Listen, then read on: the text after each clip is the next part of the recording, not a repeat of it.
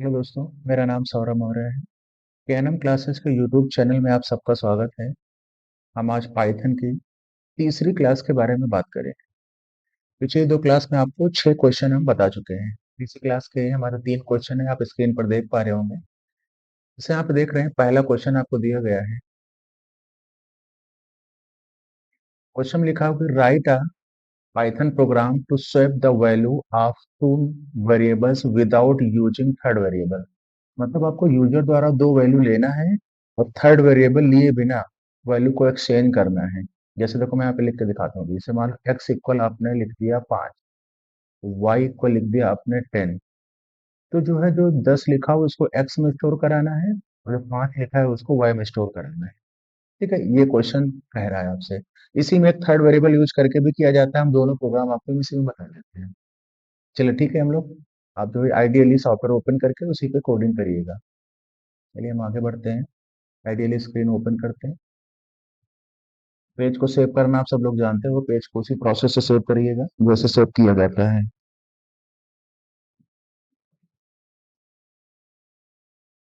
यहाँ पे एक वेरिएबल हम एक्स ले रहे हैं, या वेरिएबल ए भी ले सकते हो आप। ए ले लेते हैं, मान लो यहाँ पर ए इक्वल, यहाँ पे लिखेंगे हम लोग इंट, मतलब इंटीजर नंबर के लिए। फिर यहाँ पे लिखा जाएगा इनपुट। इनपुट लिख लिया। इनवर्टेड कामा के अंदर लिखोगे आप enter the number. Enter the number लिख दिया हमने, ठीक। ये यूजर द्वारा पहला इनपुट हो गया। फिर दूसरा वेरिएबल लेते हैं बी इक्वल, यहाँ लिखेंगे इंट, लिखोगे यहाँ पर इनपुट, इन्वर्टेड कामा के अंदर यहाँ पे लिखोगे इंटर द नंबर, मतलब दूसरे नंबर के लिए है आपका। यहाँ पे नंबर लिख दिया, ब्रैकेट क्लोज कर देंगे, फिर कामा भी लगाना है यहाँ पर। ये क्लोज हो चुका है। अब यहाँ पे वैल्यू को हमको इक्वल में दिखाना है। मतलब एक तो तीसरा वेरिएबल नहीं लेना है, जो ए वाली वैल्यू होगी उसको आपस में एक्सचेंज कर देना है। चलिए यहाँ पर लिखते हैं, देखिएगा ध्यान से। वेरिएबल हमारा ए है, कामा लगाइए, यहाँ पर बी लिखिएगा, यहाँ पर इक्वल लगाएंगे। फिर यहाँ पर हम लोग पहले लिखेंगे बी, फिर कामा लगाएंगे ए। अब इसका मतलब जानते हो क्या हुआ है? तो यहाँ पे वेरिएबल ए भी आ गया, तो कामा भी है, तो ए की जो वैल्यू है वो बी के साथ जाएगी, और जो बी वाली वैल्यू है जो ए के साथ जाएगी। उनको आपस में एक्सचेंज कर दिया है। से ए कामा वेरिएबल डिक्लेयर किए गए, ए वाला बी के साथ रहेगा, बी वाला ए के साथ रहेगा। तो ये बिना तीसरा वेरिएबल लिए हम लोग इसको एक्सचेंज कर दिया। अभी आगे बढ़ते हैं, दोनों डेटा क्या करना है, हमको प्रिंट कराना है। अब ये स्वैप हो जाएंगे आपस में। प्रिंट पहले आप करा दोगे ए, इंटर करते हैं, यहाँ आप लिखोगे प्रिंट बी। तो थोड़ा सा हम लोग ठीक से लिख देते हैं, देखिएगा कैसे लिखते हैं। इन्वर्टेड कामा में इसको लिखते हैं, यहाँ पर कॉलन लगा लेते हैं, कामा लगाते हैं, इन्वर्टेड कामा लगा देते हैं। यहाँ पे लिख देते हैं ए, बी के लिए ऐसे ही लिख देता हूँ, यहाँ पे बी, यहाँ पे कॉलन लगाएंगे हम लोग, इन्वर्टेड कामा, कामा यहाँ पर बी। इसको कंट्रोल एस सेव कर दीजिएगा। F5 से रन कराते हैं, प्रोग्राम को रन करते हैं। रन कराने के बाद यहाँ पे देखो वैल्यू आपसे पूछ रहा है। पहली वैल्यू हमारे ए के लिए क्या है, 8 हो गई मान लेते हैं। दूसरी वैल्यू हमने 5 दिया। आप इसे प्रिंट कराओगे, वैल्यू एक्सचेंज होकर प्रिंट होके आएंगे। देखिए ध्यान से, पहली वैल्यू हमने किसकी दी, 8 दिया, तो वो ए की वैल्यू थी। और दोबारा हमने प्रिंट जब किया, यहाँ पे इंटर द नंबर दिया, दोबारा वैल्यू हमारे कौन सी बी के लिए है। ये देखो चेंज होकर के दोनों वैल्यू आ रही, मतलब आपस में एक्सचेंज हो चुकी है। यहाँ पे देखिए ध्यान से, पहले में ए इक्वल इंटर द नंबर लिखा, तो पहले की वैल्यू देखो 8 हो गई, तो बी की वैल्यू कितनी होगी 5।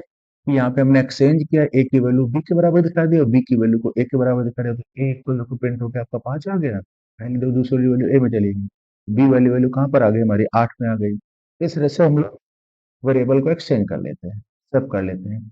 अब इसी में भी क्वेश्चन होता है कि आपको जो है तीसरा वेरिएबल लेकर के एक्सचेंज करना है। एक वेरिएबल कोई अलग से ले लीजिए, उसके बाद एक्सचेंज करिए। एक ये भी क्वेश्चन आता है। तो करना उसमें कुछ नहीं, बस थोड़ा सा इसमें बदलाव करना रहता है। एक कोई वेरिएबल टेम्परेरी ले लेते हैं, मान लो हम यहाँ पर ले लेते हैं जेड ले लेते हैं, ठीक है?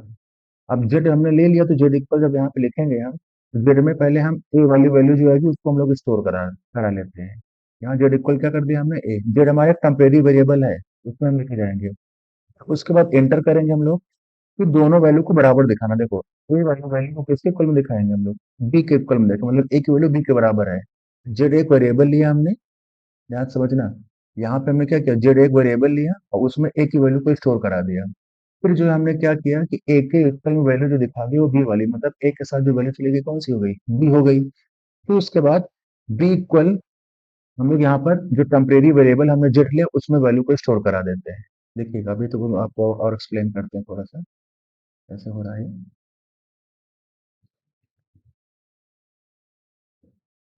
यहाँ पे ध्यान समझिएगा, तो यहाँ जेड हमारा क्या टेम्परेरी वेरिएबल हो गया, उसमें जो ए की वैल्यू थी उसको हमने स्टोर करा दिया, तो ये ए की वैल्यू जेड के साथ चली गई। फिर यहाँ पर देख रहे होंगे ए की वैल्यू को हम किसके इक्वल करा दिया हमने, बी के, मतलब ए में जो वैल्यू को हमने स्टोर करा दिया कौन सा, बी। तो यानी कि जो ए के साथ वैल्यू कौन सी हो गई हमारी, बी हो गई। फिर बी में वैल्यू कौन सी होगी, ये जेड वाली वैल्यू होगी। जेड वाली क्योंकि जेड में वैल्यू कौन सी हमने रख दिया था, ए वाली, बी के साथ कौन सी वैल्यू चली गई, जेड। यहाँ पे जेड किस जगह ए की वैल्यू बजा जाएगी, दोनों लोग आपस में एक्सचेंज हो जाएंगे। इस तरह से एक्सचेंजिंग करनी रहती है। ठीक, उम्मीद है समझ गए होगे इसको। तो इसको हम लोग सेव करके रन कराते हैं, आपको दिखाते हैं आउटपुट क्या आ रहा है। कंट्रोल एस किया, रन करा रहे हैं इसको।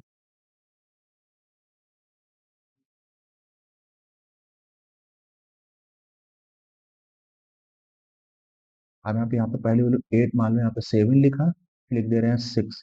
ये देखो फिर देखो चेंज होकर वैल्यू हो गई। इस तरह से हम लोग थर्ड वेरिएबल का यूज करके भी वैल्यू को एक्सचेंज कर सकते हैं, और बिना थर्ड वेरिएबल लिए भी वैल्यू को चेंज कर सकते हैं। दोनों तरह से आपको प्रोग्राम बता दिया। ये पेपर के लिए इंपॉर्टेंट है, एग्जाम में आता है, तो इसको आप सीख लीजिए अच्छे ढंग से। जितना प्रैक्टिस करेंगे उतना इसके बारे में आपको जानकारी होगी। फिर भी कोई प्रॉब्लम आती है तो वीडियो में नीचे कमेंट कर दीजिएगा, आपको हम बता देंगे। चलिए बढ़ते हैं हम लोग नेक्स्ट क्वेश्चन की तरफ। अगला क्वेश्चन हमारा क्या दिया गया है, उससे बात करते हैं। देखो दूसरा क्वेश्चन है यहाँ पर, write a Python program to count the number of digit in a given integer.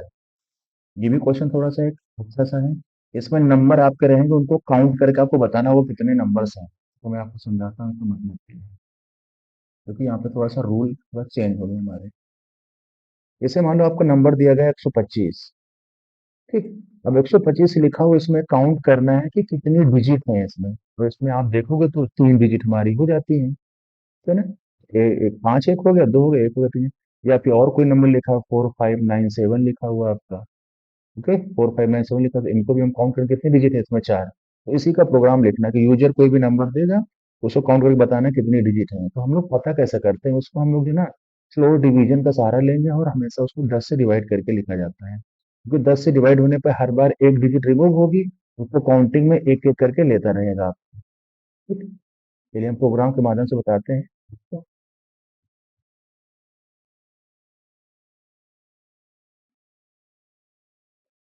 आते हैं यहीं पर, इस प्रोग्राम को हटा दे रहे हैं।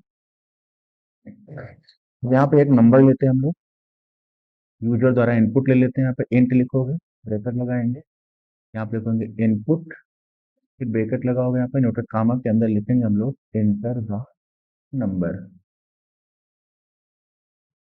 हमने लिख दिया एंटर द नंबर, ठीक है, एक ब्रैकेट और लगा दिया। तो यूजर द्वारा हमने एक इनपुट ले लिया। तो वेरिएबल जब हम लोग काउंट करके एक जगह कहीं पर इकट्ठा रखेंगे, मतलब कितने डिजिट है हमको काउंट करनी है, उसके लिए यहाँ पे एक वेरिएबल ले लीजिए अलग से, काउंट। काउंट को लिख लें जीरो, क्योंकि इसी में जोड़ के रखना है।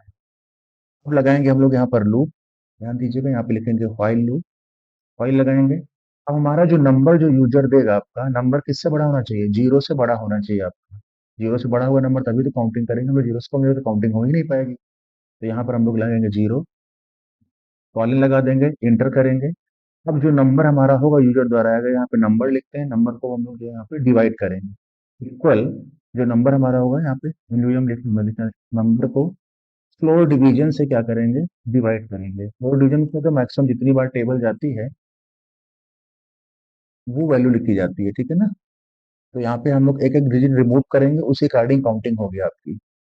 फिर आगे बढ़ते हैं, जैसे इसमें नंबर रिमूव होगा, डिजिट काउंट होगी, तो काउंट करके उसको इंक्रीज करना है, तो इंक्रीज करने के लिए हम लोग काउंट जो आपने ऊपर लिखा उसी में नंबर जोड़ना है, मतलब काउंट में ही क्या हो जाएगा, यहाँ पे काउंट प्लस, यहाँ पे लिखेंगे हम लोग वन, मतलब एक एक इंक्रीज कराना है। फिर उसके बाद हम लोग यहाँ पे करेंगे प्रिंट डेटा को, लिखते हैं प्रिंट, लिख दिया।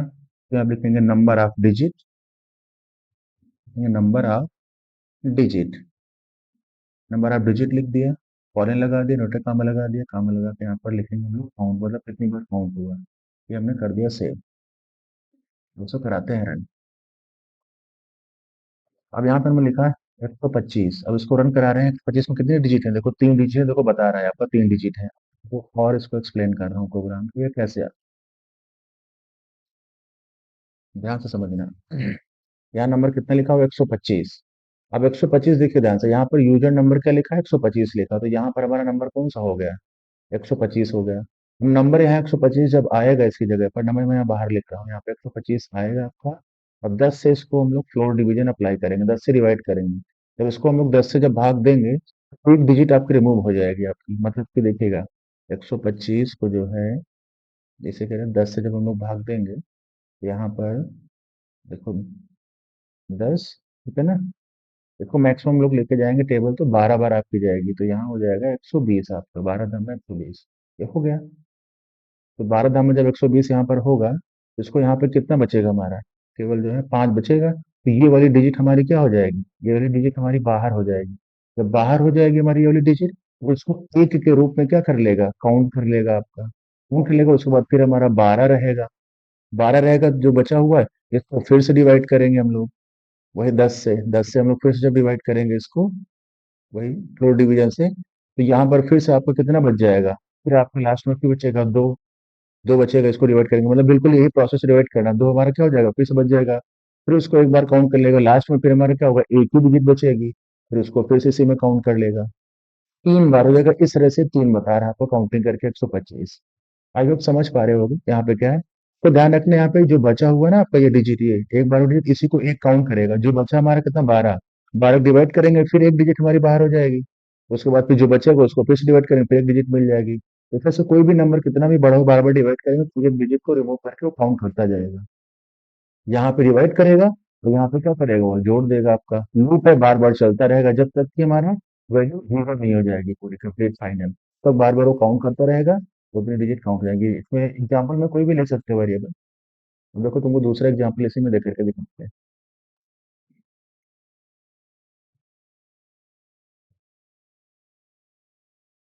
फिर से रन करा रहा हूँ इसको। अब नंबर थोड़ा सा हम बड़ा ले लेते हैं यहाँ पे एक बार।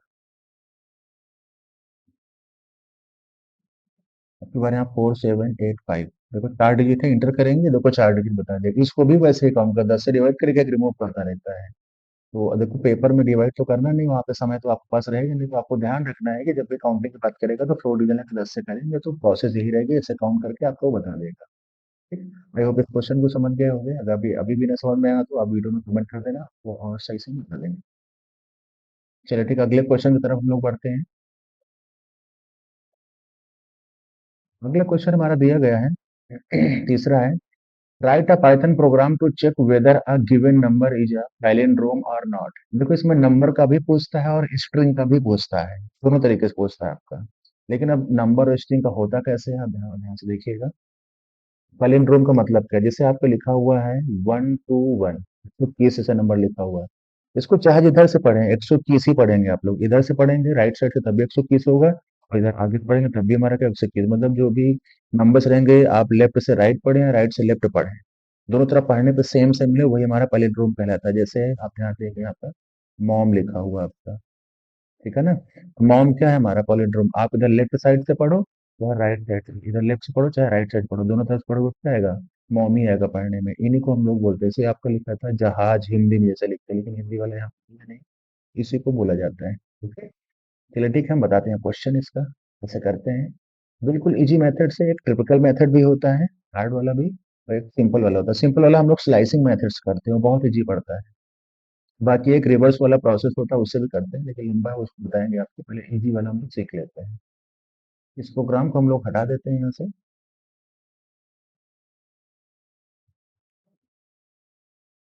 अब यहाँ पे पहले यूजर द्वारा इनपुट लेना, देखो इसमें स्ट्रिंग नंबर दोनों का होता है, आप दोनों में कोई भी कर सकते हो। करेंगे क्या यहाँ पर, यहाँ पे लिख देते नंबर, नंबर लिख लो, चाहे स्ट्रिंग लिख लो या मैसेज लिख लो, ऐसे करके कुछ भी लिख सकते हो। हमने नंबर लिख दिया, यहाँ पे लिख देंगे हम लोग इनपुट। इनपुट फंक्शन क्या होता है, अब यूजर द्वारा आपका नंबर इनपुट किया जाए या फिर जो है स्ट्रिंग इनपुट किया जाए, दोनों को स्ट्रिंग फॉर्मेट में ही मानेगा वो इनपुट फंक्शन। इन्वर्टेड कामा के अंदर लिखोगे यहाँ पे इंटर द वैल्यू, यहाँ पे वैल्यू आपको कुछ भी हो सकती है, स्ट्रिंग भी हो सकता है, जो भी रहेगा आपका इसी में लिख रहेगा आपका। यहाँ पे लगाते हैं कंडीशन हम लोग, इफ, यहाँ लिखोगे नंबर, मतलब आइडेंटिफायर हमारा क्या नंबर, अगर नंबर जो हमारा है वो इक्वल किसके होगा, तो यहाँ पे हम लोग स्लाइसिंग लगाते हैं। स्लाइसिंग में आपको पता होगा बिगिन इंड और स्टेप 3 वैल्यू होती है। अगर बिगिन इंड वैल्यू नहीं देते हम लोग, तो यहाँ पर अभी मैं लिख देता हूँ, बताता हूँ कैसे। कॉल लगा तो यहाँ पे वैल्यू स्टेप वैल्यू दे रहा हूँ -1। ये ब्रैकेट हमने क्लोज कर दी, यहाँ पे लगा दिया कॉलन। एंटर करेंगे, यहाँ पे प्रिंट कराओगे, लिखोगे प्रिंट, यहाँ लिखेंगे पैलिंड्रोम नंबर।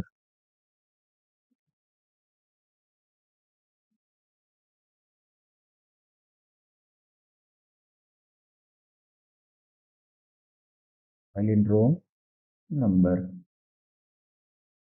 तो दूसरी कंडीशन लगाते हैं हम लोग, यहाँ पर देते हैं इल्स। इल्स लगाएंगे, एंटर करेंगे, यहाँ पे लिखेंगे नॉट पैलिंड्रोम रख देंगे। पैलिंड्रोम नंबर भी लिख सकते हो या फिर स्ट्रिंग भी लिख सकते हो, यहाँ पे और करके स्ट्रिंग लिख लो, स्ट्रिंग भी दोनों लिख दीजिए, क्योंकि दोनों को चेक कर लेगा सीन।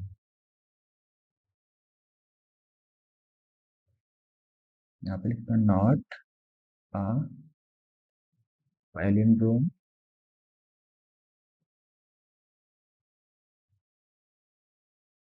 नंबर और स्ट्रिंग, दोनों के लिए काम कर जाएगा। ये हमने सेव कर दी है। अब रन कराते हैं। अब यहाँ पे लिख के देखिएगा, यहाँ से 1 to 1, एक तो केस लिखा हमने, नंबर है, वैसे ही एंटर करोगे आप, कह रहा है कि पैलिंड्रोम नंबर और स्ट्रिंग, मतलब आउटपुट में हमने लिख दिया है पैलिंड्रोम और स्ट्रिंग दोनों, लेकिन पैलिंड्रोम है, अगर इसको हटाना चाहो तो लिख सकते हो, डेटा तो स्ट्रिंग फॉर्मेट में लिखा है, इसको हटा दो, थोड़ा सा आउटपुट इसका ठीक से आएगा, फिर तो पढ़ने में सही लगेगा। अब सेव कर रहे हैं, रन करा रहे हैं। 1 to 1 लिखा है, 121 क्या बताया पैलिंड्रोम, मतलब कि 121 को लेफ्ट साइड पढ़ो चाहे राइट साइड पढ़ो, क्या होता है हमारा पैलिंड्रोम ही होता है। अगर कोई नंबर लिखते हैं हम लोग यहाँ पे, फिर से रन कराता हूँ, मान लो 145 ये लिख दिया, एंटर कर रहे हैं, कि नॉट पर देखो दूसरी तरफ पढ़ने से सेम सेम नहीं मिल रहा है, इक्वल नहीं हो रहा है। अब इसी में कोई स्ट्रिंग वगैरह दे के देख लेते हैं। मान लो यहाँ पे क्या लिखता हूँ मैं, मॉम लिख दिया, एंटर किया, क्या कह रहा है देखो पैलिंड्रोम है, उदाहरण में बता रहा है, देखो स्ट्रिंग को भी कर रहा है और जो है नंबर्स को भी, दोनों के लिए वर्क कर जाता है आपका। थोड़ा सा मैं एक्सप्लेन करता हूँ इसको कैसे ये वर्क कर रहा है, ध्यान से देखिएगा। यहाँ पे क्या लिखा हमने, मॉम लिखा था अभी। अब होता क्या है कि ये होता है ऑप्शन बिगिन का, ये होता है एंड का, ये होता है स्टेप का। स्लाइसिंग का रूल ये होता है, अगर बिगिन और एंड वैल्यू नहीं दी जाती, केवल स्टेप वैल्यू दी जाती है, उसके पहले अगर -1 तो पूरे स्ट्रिंग को क्या कर देता है, वो रिवर्स कर देता है। जब हम लोग यहाँ पे जब चेक कर रहे हैं कंडीशन को, तो नंबर हमारा क्या होगा, मान लो नंबर जगह इनपुट को क्या दे दिया गया, मॉम या नंबर लिख दोगे, ये भी क्या करेगा, रिवर्स कर देगा आगे वाला फंक्शन।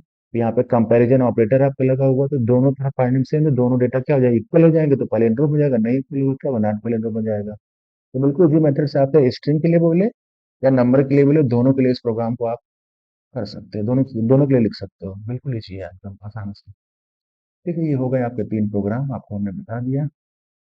आई होप समझ गए होंगे। बिल्कुल सब लोग अच्छे से तैयारी करते रहिए, और क्वेश्चनों के साथ हम लोग अगली वीडियो में मिलेंगे। प्लीज़ वीडियो अगर आप आपको अच्छी लगे तो लाइक शेयर जरूर कर दीजिएगा, अपने दोस्तों को भेज दीजिएगा, ताकि उन लोगों को भी ये क्वेश्चंस आसानी से और जो है एग्जाम में वो लोग कर पाए। Okay, thank you everyone.